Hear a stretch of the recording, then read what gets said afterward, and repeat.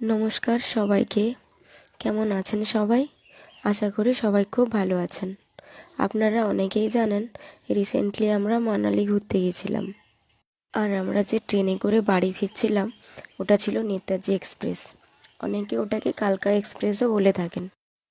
ফেরার সময় যেহেতু আমাদের টিকিট এসি ফার্স্ট টায়ারে কাটা ছিল, তাই ভাবলাম একটুখানি ভিডিও করে নিই, যাতে আপনাদের সাথে পরে শেয়ার করতে পারি।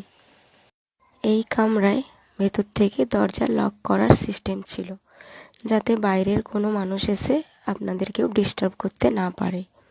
আমি আগেই বলেছি, যেহেতু আমাদের ফার্স্ট টায়ারে টিকিট কাটা ছিল, তাই আমরা ভেবেছিলাম এই কামরাটি সম্পূর্ণ আমাদের জন্যই।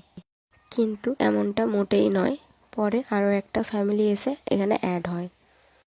আমাদের এই কামরাটিতে কিন্তু মোট 4 জনের বেড ছিল।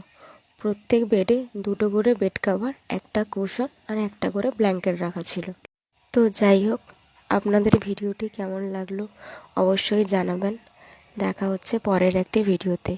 ততক্ষণ পর্যন্ত আপনারা সবাই ভালো থাকবেন, সুস্থ থাকবেন। ধন্যবাদ।